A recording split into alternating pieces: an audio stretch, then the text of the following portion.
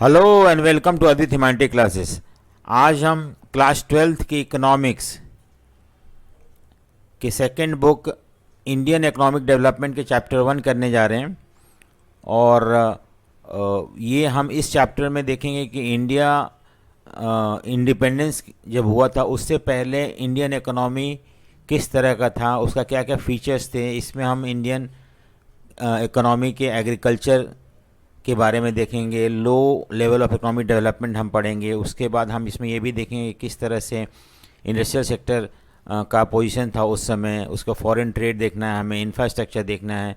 और ये सारी चीज़ हम एनालाइज करेंगे कि ब्रिटिश इंडिपेंडेंस से पहले इंडिया का जो इकोनॉमिक फीचर्स था वो किस तरह से था, क्या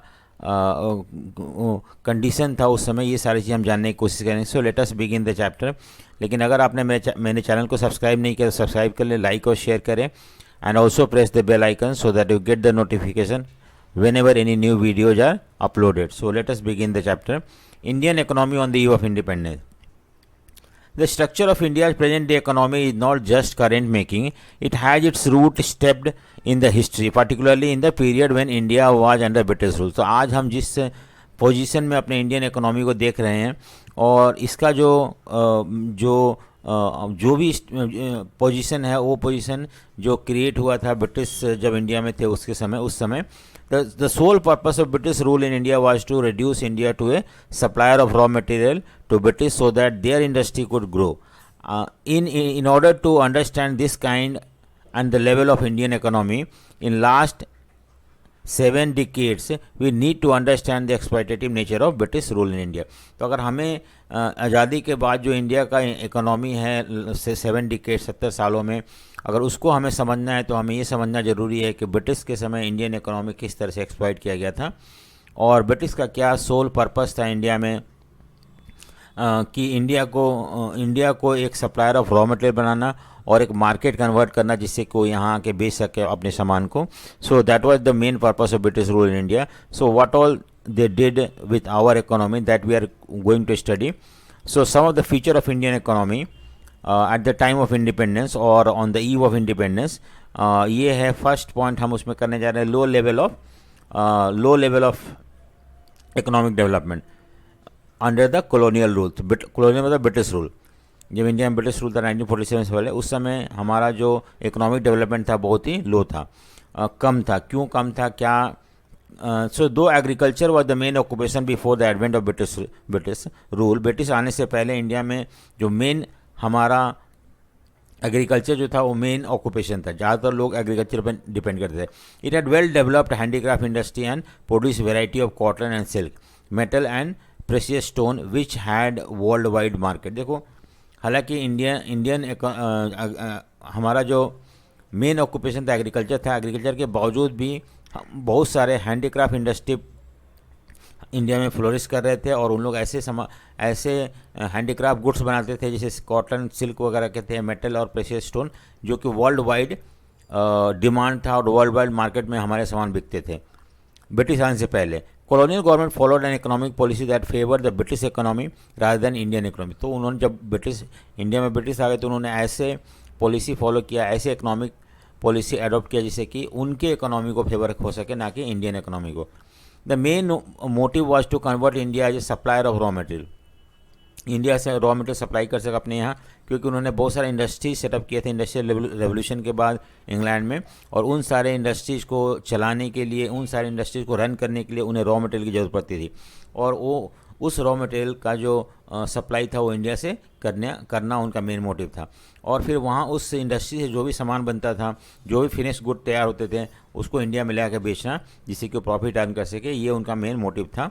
British government never try to estimate. देखो, तो ब्रिटिश गवर्नमेंट ने कभी भी इंडिया का नेशनल इनकम को एस्टिमेट करने की कोशिश नहीं करी, क्योंकि उनको पता था कि अगर वो नेशनल इनकम को एस्टिमेट करेंगे या पर कैपिटा इनकम को जानने की कोशिश करेंगे तो वो उनका लूप होल्स या उनका इकोनॉमिक एक्सप्लॉइटेटिव नेचर लोगों के सामने आ जाएगा. लेकिन कुछ इंडियन ने इस कोशिश किया था, जैसे दादा भाई नौरोजे थे, विलियम डिगबाई, फिनले सिराज और वी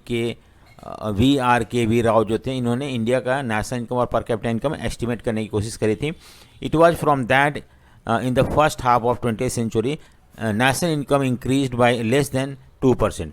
हमारा इनकम जो था बहुत ही कम इंक्रीज हुआ, 2% के रेट से इंक्रीज हुआ था, और पर कैपिटा इनकम जो था 0.5% के 0.5% के रेट से इंक्रीज हुआ था, ठीक है। सो ये क्या शो करता है कि हमारा इकोनॉमिक ग्रोथ बहुत ही स्लो था। 50 ईयर में हम ओनली 2% इकोनॉमिक ग्रोथ हुआ था, और दूसरी बात है कि per capita income 0.5%, so that is substantial low है। तो that was the economic condition और at the time of independence in India. ये सब इतना ख़राब इकोनॉमिक कंडीशन था, low level of economic development था, किस लिए? बिकॉज ऑफ ब्रिटिश का जो पॉलिसी था कि इंडिया को किसी भी तरह से सप्लायर बनाना है रॉ मटेरियल का, और फिनिश गुड्स का इंपोर्टर बनाना है, जिसे कि वो ले आके इंडिया में बेच सके, ठीक है। सो नेक्स्ट हम देखते हैं एग्रीकल्चर सेक्टर में क्या इम्प्रूवमेंट आया था या क्या कंडीशन था। Though agriculture was the main occupation of more than 80% of the Indian population. 80% लोग जो इंडिया में एग्रीकल्चर पे डिपेंड थे। Population lived in village, more than 80% of Indian population live in village and practice agriculture, ठीक है। But there was stagnation in agriculture. क्या था stagnation में? स्टैग्नेशन मतलब होता है ग्रोथ नहीं था एग्रीकल्चर में। एग्रीकल्चर में किसी भी तरह का ग्रोथ नहीं था, that is called stagnation. This stagnation was cause due to various system of land revenue introduce by British government. और ये क्यों स्टैग्नेशन था? क्योंकि ब्रिटिश गवर्नमेंट ने बहुत सारे ऐसे लैंड रेवेन्यू सिस्टम इंडिया में इंट्रोड्यूस कर रखा था, और ये सारे लैंड रेवेन्यू सिस्टम जो था वो ब्रिटिश को फेवर करता था, और इंडियन पीजेंट्स थे उनको फेवर नहीं करता था। Mainly zamindari system. तो वैसे तो उन्होंने 3 सिस्टम इंट्रोड्यूस किए थे, zamindari, ryotwari and mahalwari. So west Bengal में, बिहार, उड़ीसा में उन्होंने जमींदारी सिस्टम शुरू किया था। Under this system zamindar got the right to collect revenue from the peasants and hand over to British government. तो इसमें जमींदार क्या था? जमींदारी सिस्टम जमींदारों को ओनर बना दिया गया था लैंड का, और उनको बोला गया था कि जो भी पीजेंट्स उनके लैंड में काम करते हैं उनसे रेवेन्यू कलेक्ट करना और वो हैंड ओवर कर देना ब्रिटिश गवर्नमेंट को। Neither zamindar nor British government took step to improve the land. तो क्योंकि जमींदार एक इंटरमीडिएटरीज थे और उनका कोई स्टेक नहीं था लैंड में, तो उन्होंने किसी भी तरह का इम्प्रूवमेंट लाने की कोशिश नहीं करी, और ब्रिटिश गवर्नमेंट का कोई मतलब ही नहीं था कि वो पैसा इन्वेस्ट करें एग्रीकल्चर लैंड में, जिससे कि उसका प्रोडक्शन बढ़ सके। The profit from the agriculture went to zamindar. The main interest of zamindar was to collect revenue irrespective of the condition of farmer. देखो, अगर जो भी प्रॉफिट होता जमींदारों का चला जाता था, ब्रिटिश गवर्नमेंट अपना लैंड रेवेन्यू जमींदारों से कलेक्ट कर लेता था, और जमींदारों को कोई इंटरेस्ट नहीं था कि फार्मर का क्या कंडीशन है, लैंड ख़राब हो रहा है, क्या हो रहा है। Actually it was the fault of the terms of revenue settlement. तो जो किसानों का कंडीशन ख़राब होता गया, क्यों होती है? क्योंकि रेवेन्यू सेटलमेंट जो था, परमानेंट सेटलमेंट जो था, उसका टर्म्स एंड कंडीशन फेवरेबल नहीं था फार्मर्स के लिए। The date for depositing the revenue was fixed by zamindar fixed. If zamindar fail then they lost their land. देखो, एक तो क्यों जमींदारी सिस्टम का टर्म्स एंड कंडीशन था, पहला कंडीशन था कि एक पर्टिकुलर डेट फिक्स किया गया था कि इस दिन आपको रेवेन्यू देना ही देना है। अगर जमींदार स्टेट को रेवेन्यू, ब्रिटिश गवर्नमेंट को रेवेन्यू नहीं दे पाते थे तो उनका ज़मीन बिक जाता था। तो उनको लगता था पता नहीं कब ऐसा हो जाए कि ज़मीन बिक जाए, सो वो कभी भी ज़मीन में और लैंड में पैसा इन्वेस्ट नहीं करते थे। नेक्स्ट है, beside this low level of technology lack of irrigation. तो दूसरा था कि टेक्नोलॉजी बहुत लो था एग्रीकल्चर का। तीसरा था लैक ऑफ इरिगेशन फैसिलिटी नहीं था, और little use of agriculture made the condition of farmer worse. और इसकी वजह से फार्मर का कंडीशन बहुत ख़राब होते गया। Though there was higher yield in some crop. तो कुछ हमें एडवांटेज दिखता है यहाँ पे कि कुछ क्रॉप्स में यील्ड मतलब प्रोडक्शन ज़्यादा होने लगा in some area of area due to commercialisation of agriculture, but it hardly help farmer because most of the farmers in India were poor and did not have money to invest in agriculture. क्या था ना कि कुछ area में commercialisation of agriculture. What do you mean by commercialisation of agriculture? मतलब क्या होता है कि जो एग्रीकल्चर पहले एग्रीकल्चर जो था सब्सिस्टेंस हुआ करता था, अपने जीने खाने के लिए लोग उगाते थे, लेकिन अब मार्केट में बेचने के लिए लोग क्रॉप्स ग्रो करने लगे। और जब पीजेंट्स मार्केट में ग्रो करने के लिए क्रॉप उगाने लगे, then that is called commercialisation of agriculture. तो इसका फ़ायदा सबको नहीं पहुंच पाया, क्योंकि आमतौर पर इंडिया के फार्मर जो थे बहुत पुअर थे और उनके पास पैसा नहीं था कि बेटर क्रॉप्स लगा सकें, ऐसा क्रॉप जो उनको ज़्यादा रिटर्न दे और मार्केट में बेचने से पैसा अर्न कर सके। So that is the reason why कुछ क्रॉप्स में कमर्शियलाइजेशन हुआ और प्रोडक्शन बढ़ा, लेकिन नॉर्मल फार्मर को इसका कोई फ़ायदा नहीं पहुंच पाया। ठीक है, सो ये था हमारा एग्रीकल्चर में क्या क्या डेवलपमेंट था। नेक्स्ट हम देखते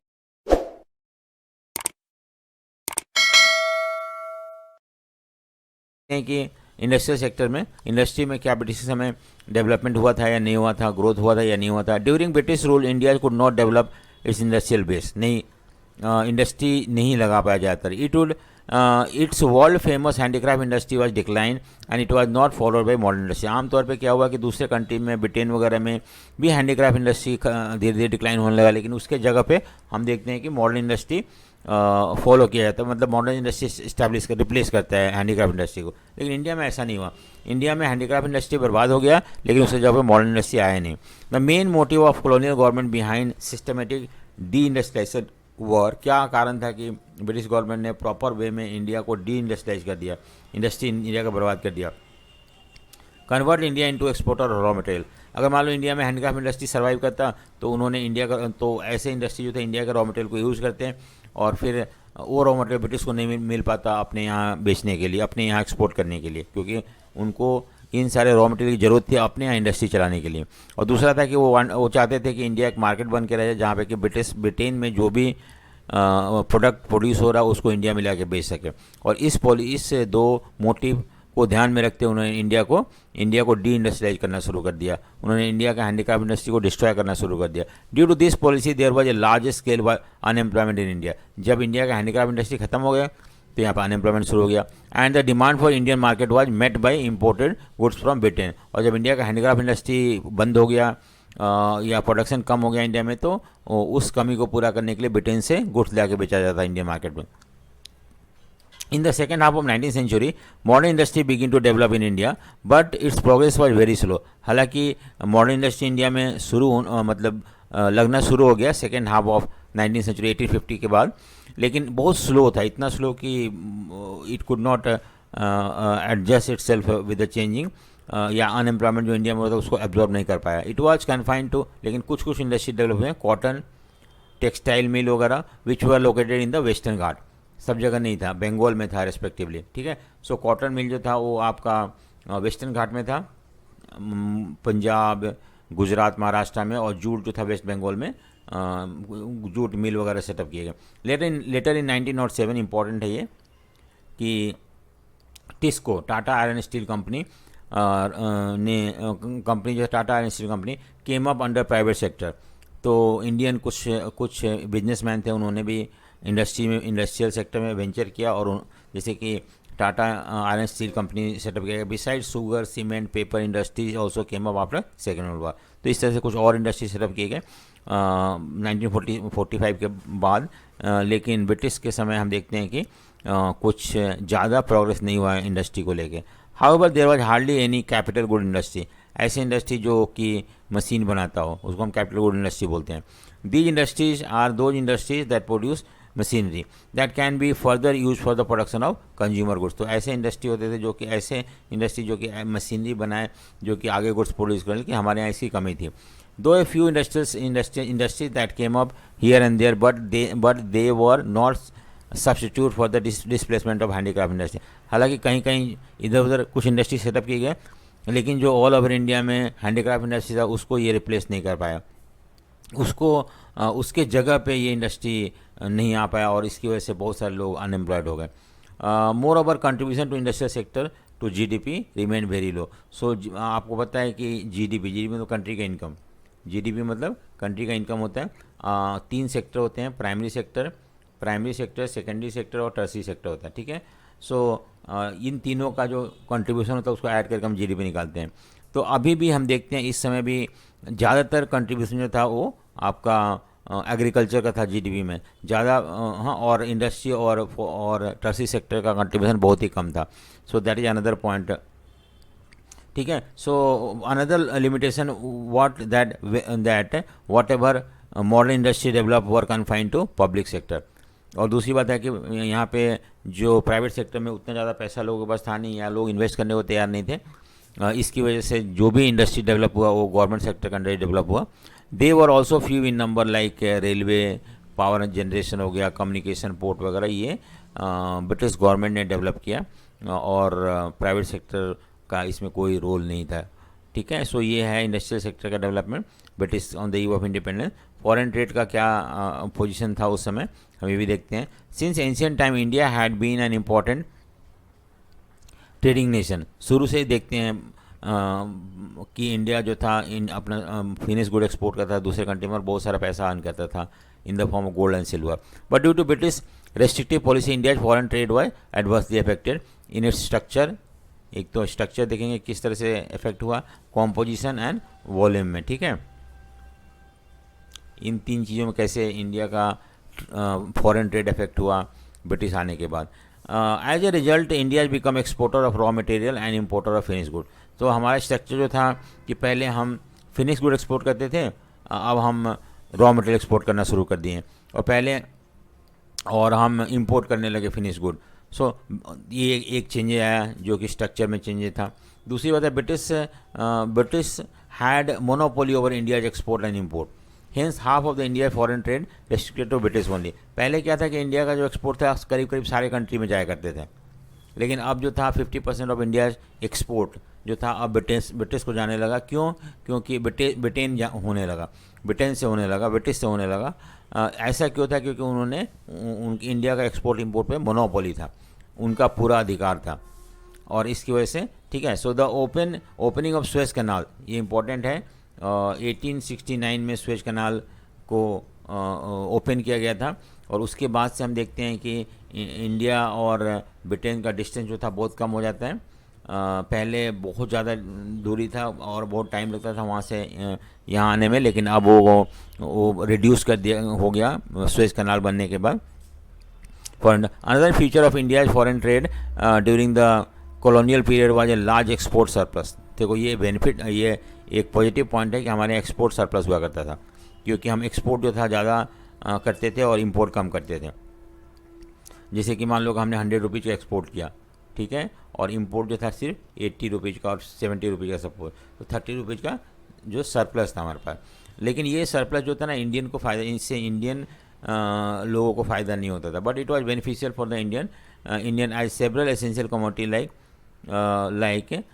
food, grain, cloth etcetera were scarcely available in the domestic market. तो हम ऐसी चीज़ को एक्सपोर्ट कर देते थे दूसरे कंट्री में और हमारे यहाँ वो चीज़ अवेलेबल नहीं होता था। तो ये एक कमी था इसका, एक्सपोर्ट सरप्लस जो इंडिया में होता था उसका। दूसरा था moreover this trade surplus was use for the payment of British official war expenses which led to decline in wealth. तो दो कारण थे, हालांकि देयर वाज एक्सपोर्ट सरप्लस, लेकिन इसका फ़ायदा इंडियन को नहीं पहुंचता था क्योंकि हम ज़्यादातर एसेंशियल कमोडिटी जैसे फूड ग्रेन हो गया, क्लोथ वगैरह हम एक्सपोर्ट कर देते थे और हमारे मार्केट में इनकी कमी हो जाती थी। दूसरा था कि जो एक्सपोर्ट सरप्लस से जो हमें फॉरेन एक्सचेंज इंडिया को मिलता था वो इंडियन के डेवलपमेंट के लिए नहीं यूज़ किया जाता था, बल्कि ये इसको ब्रिटिश वार पर्पस के लिए यूज़ करता था, या उनको पेंशन देने के लिए, या उनको सैलरी, जो ब्रिटिश के लोग इंडिया में काम करते थे उनको सैलरी देने काम करता था। इस तरह से इंडिया का वेल्थ जो था ड्रेन हो रहा था ब्रिटेन में, ठीक है। नेक्स्ट है डेमोग्राफिक कंडीशन। डेमोग्राफी मतलब होता है कि पॉपुलेशन, डेमोग्राफी मतलब पॉपुलेशन का क्या कंडीशन था, ठीक है। देखो देखते हैं, first census was conducted in 1881, important है, आता है हमेशा कि कब कंडक्ट किया गया था। Since then every 10 year census was conducted, तो हर 10 साल, आज हम 1921 या 2021 इस तरह से हर 10 साल 81, 91, 11 फिर 1921 इस तरह से हमने आज 10 ईयर के गैप पे सेंसस मतलब जनगणना होता है वो कंडक्ट करते हैं। Though through census we come to know that our population growth was not even. हमने देखा सेंसस की कि हमारा ग्रोथ जो है वो अनइवन है, ठीक है, ठीक है। सो तो census we come to know that our population growth was not even, मतलब इक्वल नहीं था, ऐसा नहीं कि हमारा पॉपुलेशन इक्वल रेट से ग्रो हो रहा था। Before 1921 India was in the first stage of demographic transition. 1921 से पहले हम देखते हैं कि वो फर्स्ट स्टेज था डेमोग्राफिक ट्रांजिशन। उसके बाद India enter into the second stage of demographic transition. Question पूछते हैं कि in which year India enter into the second stage of demographic transition, 1921। इसका मतलब ये होता है कि हमारा पॉपुलेशन पहले जो था 1921 से पहले बहुत स्लो रेट में ग्रो हो रहा था। इवन 1921 में हम देखते हैं कि नेगेटिव ग्रोथ रेट हो जाता है पॉपुलेशन ग्रोथ का, और 1921 के बाद पॉपुलेशन धीरे धीरे बढ़ना शुरू हो जाता है। So however neither India had high population nor its growth rate was very high. So हमारे यहाँ ना पॉपुलेशन का ग्रोथ रेट ज़्यादा था, ना ही पॉपुलेशन बहुत हाई था। इसके बावजूद भी इंडिया डेवलप नहीं हो पाया। So that is because exclusively because of the British rule in India. The various social development indicator that emerge after the census was not so encouraging. तो जो भी हमने सेंसस से इंडिया के पॉपुलेशन के बारे में, सोशल डेवलपमेंट के बारे में पता चला, वो कुछ अच्छा इंडिकेशन नहीं दे रहा था। क्या था कि हमने सेंसस में ये पता चला कि हमें कि लिटरेसी रेट जो था ओनली 16% था 1921 में, सॉरी 1881 में। फीमेल लिटरेसी रेट तो और भी कम था, 7% था, बहुत कम था, बहुत कम लोग पढ़े लिखे थे। Out of 100 only 16% population of India was literate, और उसमें भी फीमेल जो थी ओनली 7% थी। There are lack of public health facilities, जैसे कि हॉस्पिटल्स वगैरह, ये सब बहुत की कमी थी इंडिया में। As a result many people use to die to air and water borne disease. तो छोटे मोटी बीमारी से भी लोग मर जाते थे उस समय। ये भी एक डीमेरिट्स था उस समय हेल्थ सिस्टम का।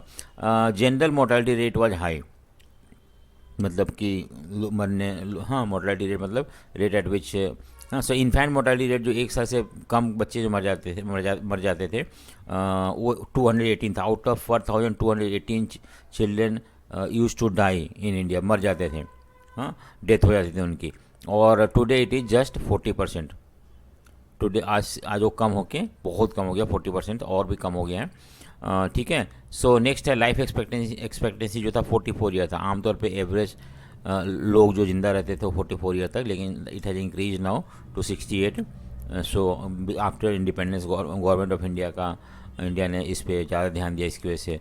Besides there was extensive poverty all around the India, तो गरीबी भी सब जगह था, तो ये भी था। तो इस तरह से हमारा सोशल इंडिकेटर क्या शो करता है कि हमारा ब्रिटिश के समय पॉपुलेशन का कंडीशन ठीक नहीं था, और हेल्थ ये सब चीज़ इशू जो थे बहुत ज़्यादा थे। ऑक्यूपेशन स्ट्रक्चर मतलब होता है कि इंडिया में कितने परसेंट वर्किंग पॉपुलेशन जो था किस किस सेक्टर में काम करता था। एग्रीकल्चर में कितने लोग काम करते थे, सेकेंडरी और टर्सरी में कितने लोग काम करते थे, उसको हम बोलते हैं ऑक्यूपेशन स्ट्रक्चर। देखो इसका मतलब क्या होता है ऑक्यूपेशन स्ट्रक्चर मतलब कि distribution of working population among the different sectors of an economy. जैसे कि मान लो कि इंडिया का जो कितने लोग एग्रीकल्चर में लगे हुए हैं, कितने लोग इंडस्ट्री में लगे हुए हैं, कितने लोग सेकेंडरी सेक्टर में लगे हुए हैं, कितने टर्सरी सेक्टर में लगे हुए हैं। So distribution of working population among the different occupations in India is known as India's occupational structure. There was no substantial change in the occupational structure during British rule. कोई ऐसा खास change हुआ। ज़्यादातर लोग पहले भी खेतीबाड़ी में काम करते थे, और even at the time of eve of independence भी ज़्यादातर लोग खेतीबाड़ी में काम करते थे। 70 to 75% Indian workforce were engage in agriculture, while manufacturing जो था 10% था, बहुत ही लो था। आमतौर पर डेवलप कंट्री में बहुत ज़्यादा होता है ये। और सर्विस सेक्टर 15-20% था, ये भी बहुत ज़्यादा लो था। आमतौर पे जो डेवलप कंट्री होते हैं वहाँ पे एग्रीकल्चर में 5 to 10% लोग होते हैं, एंड बाकी सेकेंडरी और टर्सरी सेक्टर में काम करते हैं, तो वो कंट्री डेवलप होते हैं। लेकिन ये इंडिकेटर क्या शो करता है कि इंडिया जो था अंडर डेवलप कंट्री था उस समय। दूसरा फीचर क्या था ऑक्यूपेशन स्ट्रक्चर का, was that there was decline in the dependence on agriculture in Bombay, Madras and Calcutta presidency, and in some presidency people dependent on manufacturing sector increase। देखो कुछ कहीं कहीं हमें अच्छाई दिख रहा था। क्या था कि कुछ बड़े बड़े शहरों में जैसे कलकत्ता हो गया, मुंबई हो गया, मद्रास हो गया, प्रेसिडेंसी जो था उस समय डेवलप था, तो यहाँ पे डिपेंडेंट ऑन एग्रीकल्चर कम होने लगा और लोग इंडस्ट्री वगैरह में काम करना शुरू कर दिया, मैन्युफैक्चरिंग सेक्टर में काम करना शुरू किया। But the trend was opposite in case of state like Punjab. लेकिन पंजाब में उड़ीसा वगैरह हो गया, राजस्थान में ये था कि ज़्यादा लोग जो थे अब एग्रीकल्चर पे डिपेंड होने लगे थे, और इंडस्ट्री में लोग काम करना कम कर दिए थे। In this share of workforce in agriculture increase, कहाँ पे, पंजाब, उड़ीसा और राजस्थान में। बट बाकी कुछ जगहों पर हम देखते हैं कि लोग जो थे एग्रीकल्चर को I mean they left agriculture and try to earn their livelihood from industry. Next है इंफ्रास्ट्रक्चर। नो डाउट इंफ्रास्ट्रक्चर मतलब होता है बेसिक स्ट्रक्चर जो कोई भी कंट्री के डेवलपमेंट के लिए चाहिए, जैसे रोड हो गया, रेल हो गया, बिजली हो गया, इलेक्ट्रिसिटी हो गई, ये सबको इंफ्रास्ट्रक्चर बोलते हैं। So no doubt there was improvement in the basic infrastructure. Railway British government ने डेवलप किया था, पोर्ट डेवलप किया था, वाटर ट्रांसपोर्ट सिस्टम भी डेवलप किया था, पोस्ट एंड टेलीग्राफ भी डेवलप किया था। ये ब्रिटिश ने किया था, लेकिन ये हमारे लिए नहीं किया था, अपने फ़ायदे के लिए किया था, अपने इंटरेस्ट को पूरा करने के लिए। British did develop modern roads, road भी उन्होंने इंडिया में बनवाया था, but the main purpose was to facilitate movement of army and transport raw material to railway station and port so that goods could be send to England. देखो अपने फ़ायदे के लिए, कैसे फ़ायदे के लिए उन्होंने रोड डेवलप किया था, रेलवे डेवलप किया था, जिससे कि रॉ मटेरियल को ईजिली कलेक्ट करके रेलवे के थ्रू पोर्ट पहुंचाया जा सके और वहाँ से एक्सपोर्ट किया जा सके इंग्लैंड में। इसलिए उन्होंने इंफ्रास्ट्रक्चर को डेवलप किया था इंडिया में। रेलवे भी इसीलिए डेवलप किया था, ज़्यादा सामान जो है पोर्ट तक पहुँचाया जा सके, और जो भी ब्रिटिश से फिनिश गुड आ रहा है उसको रेलवे के थ्रू हर इंडिया के कोने कोने तक पहुँचाया जा सके। इसकी वजह से उन्होंने रेलवे डेवलप किया था। और 1950 में इंडिया में रेलवे डेवलप होता है, 1950, ठीक है। ये आ सकता है क्वेश्चन कब हुआ था, England. All season roads were not sufficient and hence it affected the movement of rural population during the rainy season. लेकिन इंडिया में पक्का रोड जो था सब सारे गांव कनेक्टेड नहीं थे, तो गांव से लोग रेनी सीजन में बाहर निकलना या अपने प्रोडक्ट गुड्स को लेके बाहर बेचना पॉसिबल नहीं था उनके लिए। British introduce railway in India in 1950s, ठीक है, ये 50s हैं, 50 है, ठीक है। So the major impact of introduction of railway, तो ये क्वेश्चन आता है कि what was the impact of introduction of railway in India. ये देखते हैं कि all allowed people to undertake long distance travel thereby breaking the geographical and cultural barrier. पहले क्या था ना कि जो लोग जिस एरिया में रहते थे आमतौर पे वही एरिया में वो अपना एक्टिविटी या वहीं रहते थे, बट अब क्या हो गया कि रेलवे आने की वजह से लोग अब दूर दूर जाने लगे, इंडिया के अंदर ही दूसरे स्टेट्स में, दूसरे रीजन में जाना शुरू कर दिए, और इस तरह से अब जो जोग्राफिकल बैरियर था कि वो दूसरा स्टेट है और इस तरह का, वो सब खत्म हो गया और people started moving easily with in the country everywhere. दूसरी बात है कि जो कल्चरल कोई culture particular place, particular area या रीजन का होता था, अब कल्चर एक्सचेंज होना शुरू हो गया, और इस तरह से culture of one part of India also started spreading to the other part. So ये भी एक बेनिफिट था हमारा, जिससे लोग आपस में समझ पाए एक दूसरे को। It led to commercialisation of agriculture and it affected self sufficiency of where. Commercialisation of agriculture मैंने बताया क्या होता है कि जब हम गुड प्रोड्यूस करते हैं, ना ही सिर्फ अपने कंजम्पशन के लिए but for sale in the market, then that is called commercialisation of agriculture. अब इस रेलवे आने की वजह से अब लोग सामान ज़्यादा बनाने लगे थे मार्केट में बेचने के लिए, क्योंकि इजीली हम ट्रांसपोर्ट कर सकते थे कहीं भी। और दूसरी बात है कि एग्रीकल्चर जो पहले था, विलेज वगैरह या कोई भी पर्टिकुलर रीजन जो था वो सेल्फ सफिशिएंट हुआ करता था, लेकिन अब वो डिपेंडेंट होने लगे, ठीक है। It also led to increase in the volume of India's export. अब प्रोडक्शन जब बढ़ना शुरू हो गया, तो हम आसानी से एक्सपोर्ट करना शुरू कर दिया दूसरे कंट्री में, क्योंकि सामान कहीं से भी इकट्ठा किया जा सकता था थ्रू रेलवे और road transport and brought to the port, and from there it can be exported to other country. British also developed inland waterways, but in most places it could not compete with the railway, example Odisha. बहुत सारी जगह उन्होंने inland waterways मतलब होता है कि नहर वगैरह बनाए या रिवर को ऐसा कन्वर्ट किया जिससे कि वो उसमें हम बोट वगैरह चला सके, शिप वगैरह चला सके छोटे छोटे, और उससे सामान को ट्रांसपोर्ट करने की कोशिश करेगी। लेकिन जब रेलवे डेवलप हुआ तो इनलैंड वाटरवे जो थे वो कम्पीट नहीं कर पाए रेलवे से, और इसकी वजह से उनका इंपॉर्टेंस धीरे धीरे कम होना शुरू हो गया। Introduction of electric telegraph benefit British as it help them to maintain rules and regulation. Telegraph मतलब एक तरह से आज हमारे पास मोबाइल है, उससे पहले टेलीफोन हुआ करता था, लैंडलाइन, और उससे पहले हम देखते हैं टेलीग्राफ होते थे जिसमें कि हम मैसेज को कन्वे करते थे। तो जब भी कोई प्रॉब्लम होता था कहीं पे तो टेलीग्राफ के थ्रू उन लोग मैसेज पहुंचा देते थे कहीं पे, और आर्मी वगैरह डिप्लॉय कर दिया जाता था। तो ये एक तरह से introduction of electric telegraph benefited British government to establish rules and regulation and help in administration also. British also introduce postal system. So ये सब आपको याद करना है कि क्या क्या इंफ्रास्ट्रक्चर डेवलपमेंट ब्रिटिश ने किया था, क्वेश्चन आता है इसके बारे में। सो ठीक है, नेक्स्ट है, thus it was observe that the British ruled India for at least 200 years and it affected India economy adversely. तो ब्रिटिश का रूल के समय इंडिया का इकोनॉमी जो था एडवर्सली इफेक्ट किया था, ख़राब तरीके से इम्पैक्ट किया था इसका। Its impact could be felt even after independence also. तो इसका जो इम्पैक्ट हम आज़ादी के बाद भी देख सकते हैं। Independence India had to face the problem of poverty, unemployment etcetera on a large scale, और ना ही जस्ट इंडिपेंडेंस के बाद बल्कि now also it is continuing. So hopefully आपको चैप्टर समझ में आ गया होगा, और अगर आपको चैप्टर समझ में आया तो लाइक ज़रूर करें and also press the bell icon